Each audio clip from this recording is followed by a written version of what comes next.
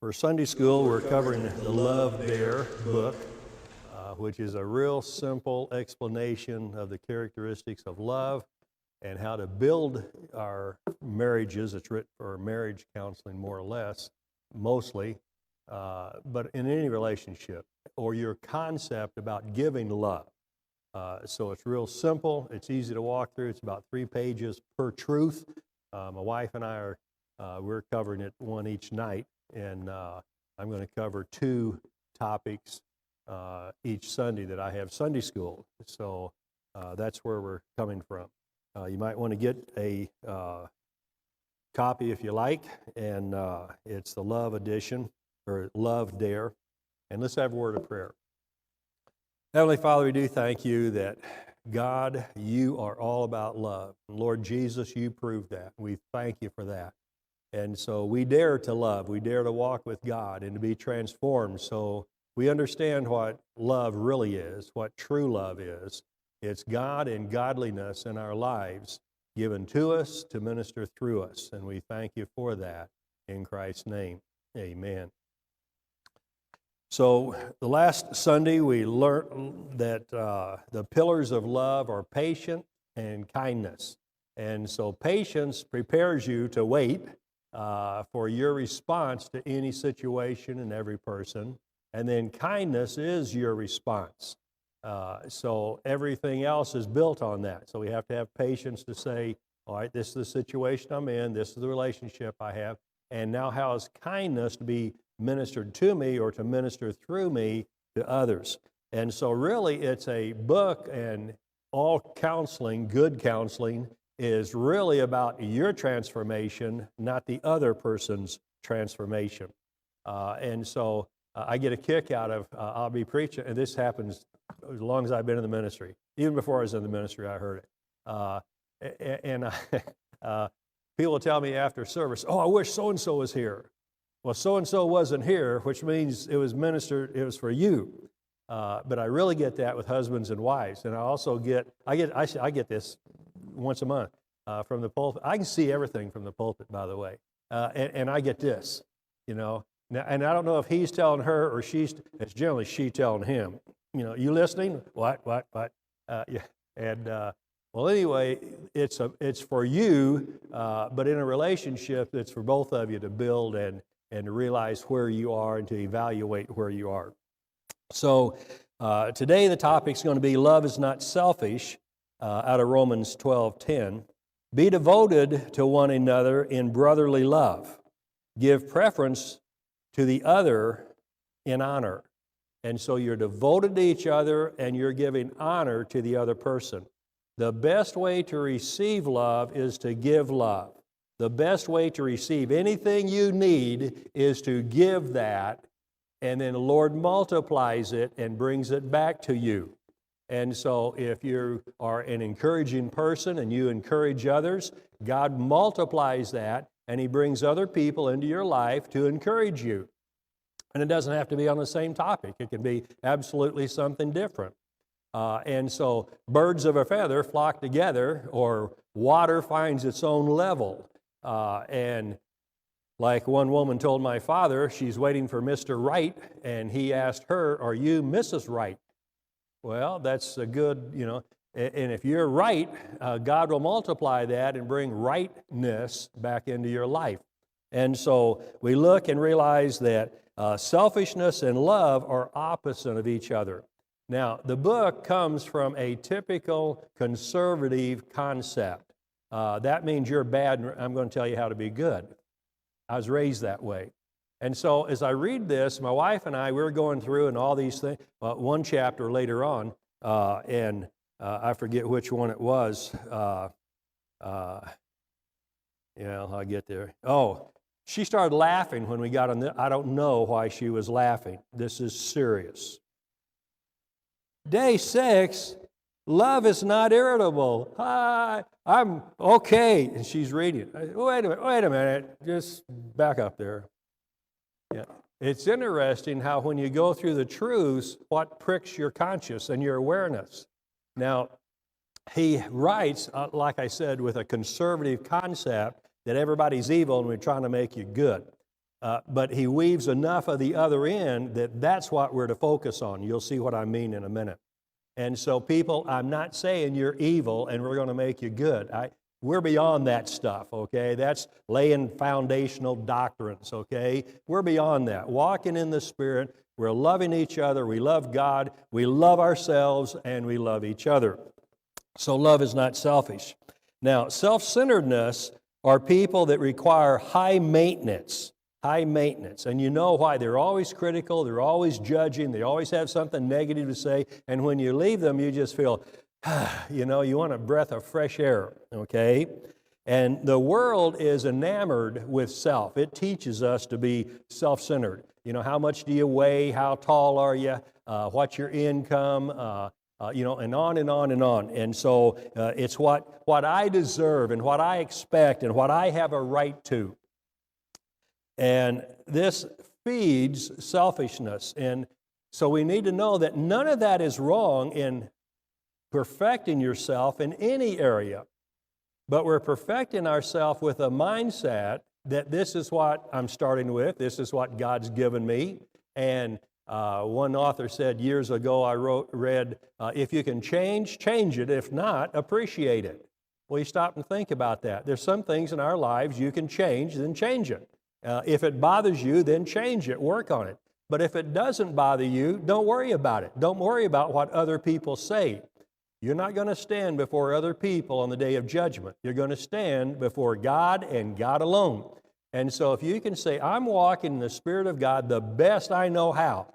And we all say, well, yeah, I know. No. There's a Bible verse for everything in our life. Forgetting those things which are behind, I now press forward to the mark of the prize of the high calling of God in Christ Jesus. So the world, and the flesh and the devil wars against the spiritual truths of God. It's in us. We're born natural. So don't beat yourself up whenever you fail or whenever you sin or whenever there's something you haven't overcome yet. That's all right. You keep working on it and God keeps giving you the strength. And as we walk through these truths, they examine us, those truths.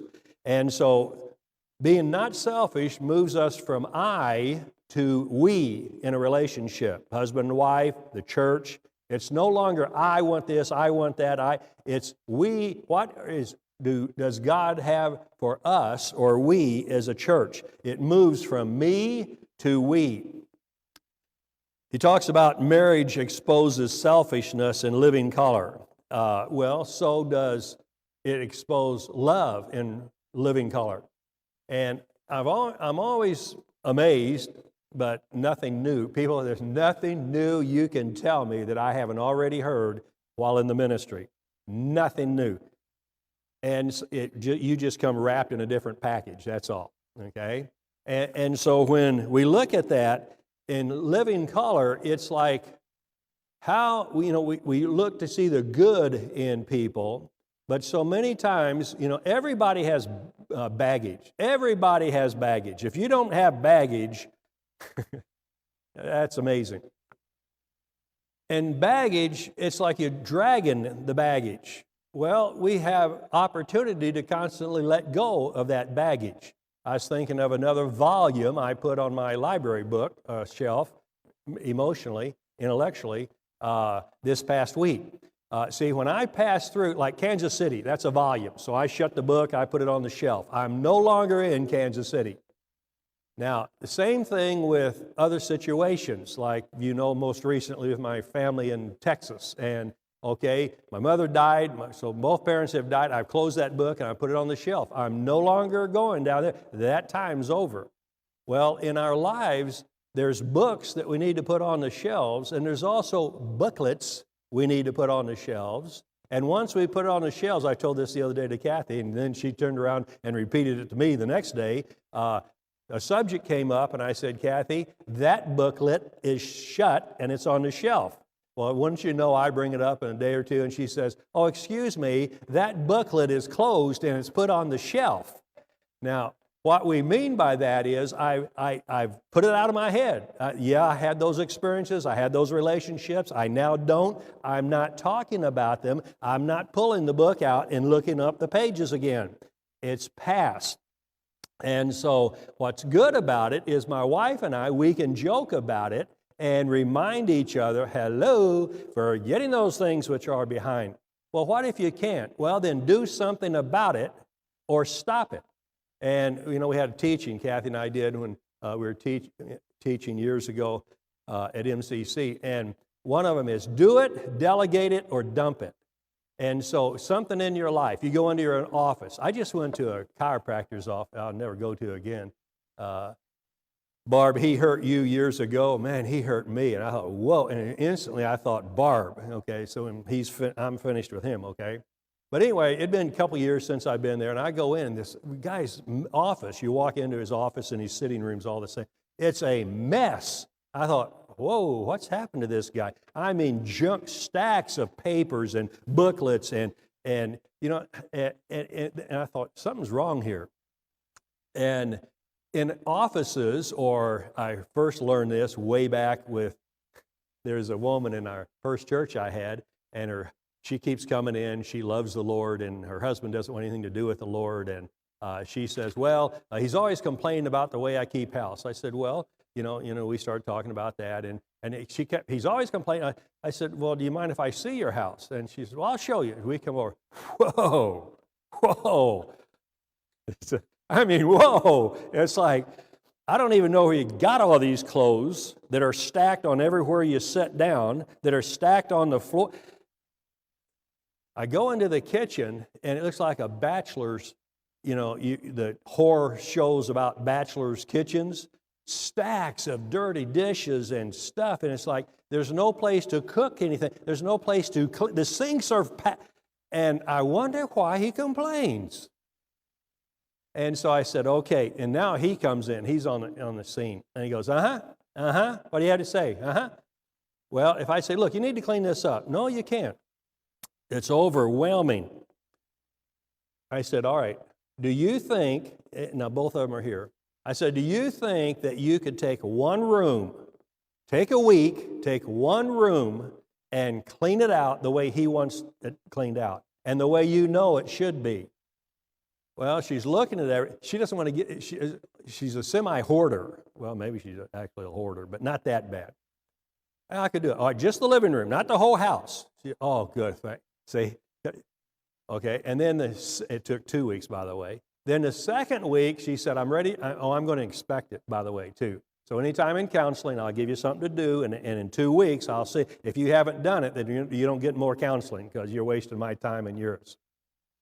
So 2 weeks, she said, okay, I'm ready for you to inspect. So I go over there, meet him over there, and it looks nice. Everything, you can sit anywhere. There's no extra clothes. And he did say, by the way, she did dump some stuff in the bedroom before you came. I said, that's okay. It looks nice right now. I said, what's the next room you can handle? And he says, the kitchen. And I look in the kitchen. It's like this monster. I'm afraid to go in there. Can you take a week? And I asked him, can you help her? Okay, we walked through that, and it took, again, 2 weeks to get that clean. So do it or delegate it. She also had some teenagers that could have helped, or dump it. As far as I'm concerned, go and scoop up all the clothes and throw them outside in the dumpster. It's like, nobody needs that many clothes. Same thing with the kitchen. Just, do it, delegate it, or dump it. Well, how about that in our relationship? And we have these thoughts from the past. Wait a minute, do something about it, or delegate it if you have to clear a relationship, or dump it, get it out of your life. And that's the same with any situation in our life. So love does make manifest the relationship. And so much of this book, it talks about moodiness, laziness, irresponsibility, boasting, bragging. Well, I hope most of us are past all of that. We might have some that we need to sharpen, but for the most part, a mature Christian is beyond that. Though I know there are people that that will talk to them, and blinking lights that they need to work on. But for the Christian, we don't all struggle with selfishness. The book says we all do. Well, the innate person, just being people, it's about me, and then I can do whatever. But there's a balance. God made us that way. Was it about Jesus? Jesus was about his Father, but he took care of himself as well. And so that doesn't mean it's selfish to take care of yourself. It's not selfish to take care of your family or expect the best for your family. So love does not seek its own. It seeks the welfare of others. In doing so, we have to humble ourselves. We know that we all have flaws, but we're giving ourselves to the other. The idea is to see how much you can love your mate or love the other person or people that you're with. So love also leads to inner freedom. And inner freedom, and Kevin said this a couple weeks ago when he taught, you first have to take care of the inside before you can appreciate the outside. Well, that's true in any spiritual truth and emotional truth. As soon as you have peace inside, you can have peace outside. My wife was reading a book this week that we've been discussing, and she talked about shifting your matrix and how you look at things. And so I put it in other words, how you perceive is what you receive. And so if we're perceiving through the eyes of Christ and biblical truths, then we receive truths in life. And so what about expectations? Well, what if your expectations are never met? Then you have to change your matrix. You have to change your outlook. I was raised, and we've all heard it, tall, dark, and handsome. How many people have heard that? Oh, he's tall, dark, and handsome. I hate tall, dark, and handsome people. What about the short, blonde, squatty guys, but we have this psychological thing that's fed us, right? And so we have this unmet expectation. Now it doesn't really bother me. I just leave those guys alone. But anyway, it's like, do something about it. If you can't change it, change your matrix. Say, that's okay. I'm only 5'9" and how many pounds, okay? That's who I am. Now, the doc says I need to lose 20 pounds. I know that. And guess what I told him? It ain't going to happen. I'm old enough, I don't have to. I'm changing my matrix. I don't care about being in the shape that I used to be in. Mark Reese, I hate you guys that run all the time. But anyway, Mary ate an egg on a piece of toast. I didn't know they sell them that way. But anyway, discipline. Well, change it or leave it alone. Let it go. Now, so what are we doing? We're loving the other more than ourselves. And love gives an inner freedom because it doesn't have unmet expectations. It's like, see, what frustrates us often as people, in relationships especially, is unmet expectations. But think about it in any relationship. Did you tell that person that's what you expected? Well, wait a minute, did you tell them that upsets you or that bothers you? Okay? Let me, I was sent to a boarding school one year in Florida, and it was manners. I learned best year of my life on learning manners. Every time a girl would come in high school, girl would come into the dining room, we'd all have to stand, the boys would all have to stand. It didn't matter if she was coming to your table or not. If she came to your table, you had to stand over, pull a chair out, put them back, and then you all sat down. And some of the girls would, I got to go to the restroom. So they'd pop up just to watch us, And so we learned a lot of manners. We learned how to eat. We learned how to not put your arm and elbow on the table. We learned how not to comb your hair in public. We learned you don't put makeup on in public. We learned you don't blow your nose in public. We were not allowed to cough in chapel. You swallow it. This place was strict. But I learned manners. And so I can go and eat anywhere, and I know how to use manners. I was down at Wing Thai, back when it was called Wing Thai, and we're in there eating, and this man, what did he do? He was belching, he was wearing a ball cap. That's it. He was belching is a different story. Okay, my pet peeve. Okay, wear ball cap in McDonald's. Don't wear a ball cap in Bellhurst. I was in Bellhurst this week, and there sits a guy over there with baseball. That's my problem, not his, okay? I don't need to go say, hey, do you know what manners are? It's that's my issue. So anyway, I'm in wing tight, and this guy's wearing his ball cap, and he's not looking up. I'm watching his entire meal. He doesn't see his wife. He's talking when she talks, and we have a relative that did that. Visited him one time, and he kept his ball cap on all during dinner. I never saw his eyes, and it's like, you do this to your wife? But anyway, my issue, not his. So anyway, we're in wing tight, and I think that's nice enough. You ought to take your ball cap off, my opinion. And I say to my wife, look at him wear that ball cap. His wife is probably embarrassed.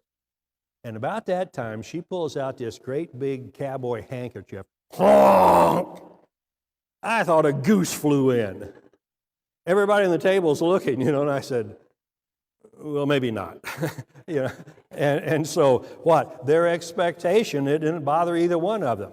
And so, don't know what that has to do with my message. I just happened to come to my mind. Okay, expectation. And so when you love, it's like, I don't have to tell you, we'll communicate, but I need to be the best I can, and you be the best you can in the church, in any relationship. And so we have their best interest at heart. Now, my wife has a teaching on this, unmet expectation. If they don't know, how are they supposed to change?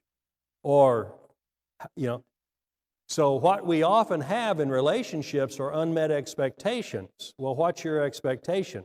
Well, if it really bothers you, do something about it, delegate or dump, or let it go. And so, why? Is that expectation worth the relationship? Or maybe it is, and so you need to share it.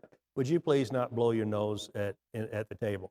I was also raised, you always wear a shirt at the table, even as little kids. We'd come running in, put a shirt on, and so at the table, I just expect everybody to have a shirt on. I mean, and if I have a dirty shirt coming in from mowing the lawn, I go and I change it. Why? Just out of, I was raised to be clean at the table. And so another thing, unmet expectation. When we got married, Kathy had spent all this time cooking, and her two would be there, and my two were there, and then we all, Thanksgiving dinner, and then we all get up and go to the room and watch television while she's in the kitchen cleaning and washing, but she didn't say anything because we're trying to build our relationship, find out. Well, that was unmet expectation and selfish on my part and on the kids' part. And so it started easing up to where, hey, you kids take care of this, we'll go in the other room. And at first she was helping because you have to, it's like, hey kids, do you eat here? Then you clean up here. You volunteer to clean and wash the dishes. Okay, what if it's unmet expectation? What if she never told me? That bothers me. Do you realize how much time I spend cooking? And then all of you eat and then get up and leave, and then I'm here to clean up? Well, then I said, no, I never thought about that. Well, think about it. And so what happens, it leads one thing then to another. So if you have unmet do they know what bothers you? No. Well, then why do you think they should change if you haven't told them? Now, it's not that they're going to change, or maybe they'll alter some, but at least if you see that they're giving some, then you can give some, okay? It's a give and take. Marriage or any relationship is a two-way street.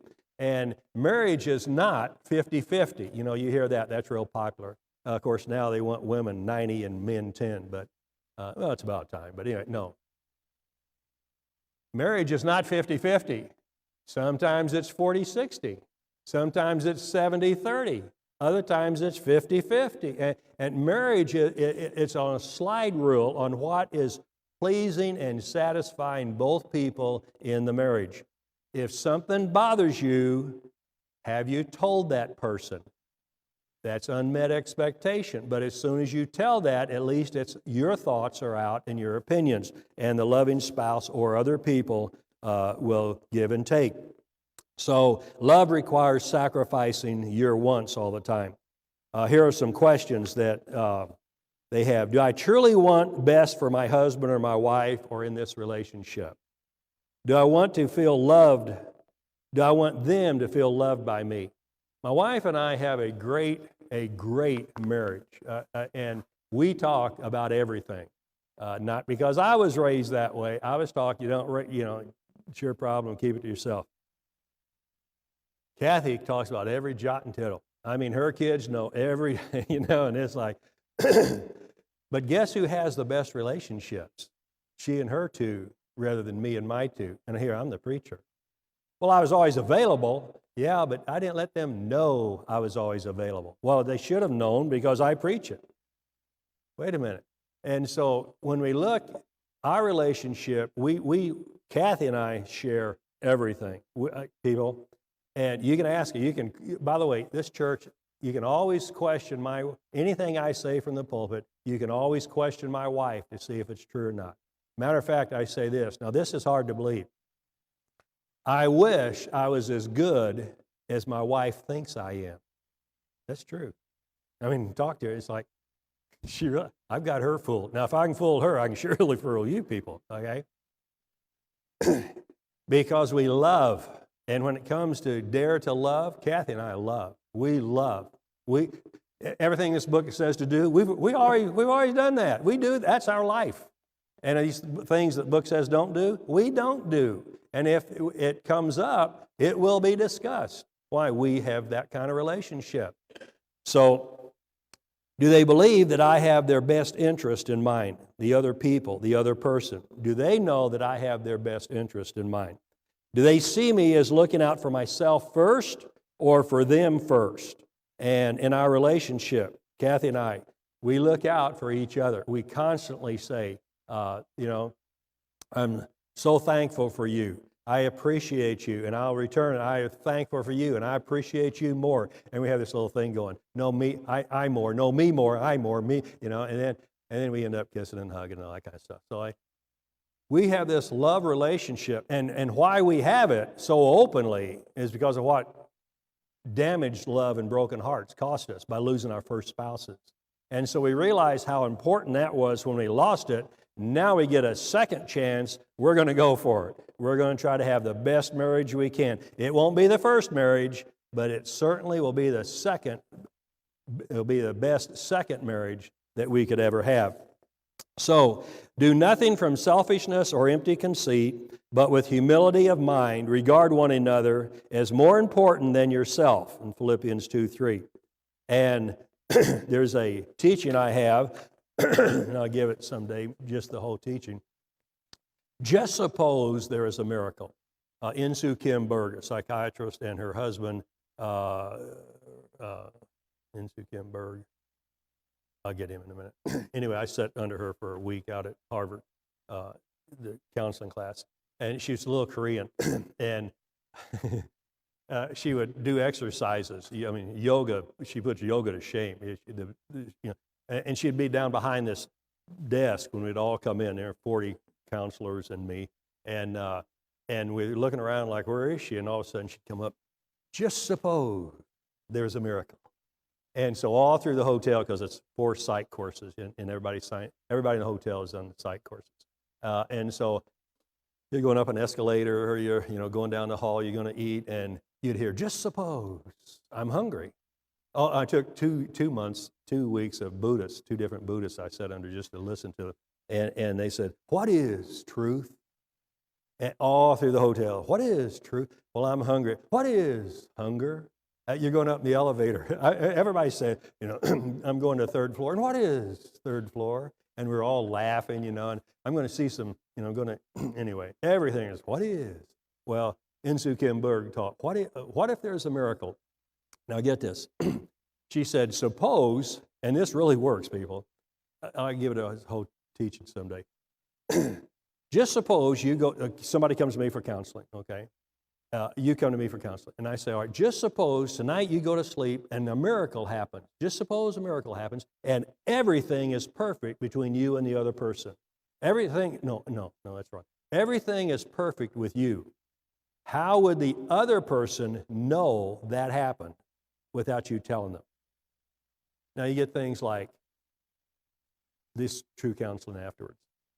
I did this up in Rochester. Okay, so the man said, well, he owned a large construction company. He'd grab a cup of coffee and out the door. Early morning, she's just kind of staggering in, getting the coffee. He said, well, I'd probably sit down and have coffee with her. I said, can you do that for 2 weeks? Yeah. Okay, and when you fail, it is not failure. You just start again, okay?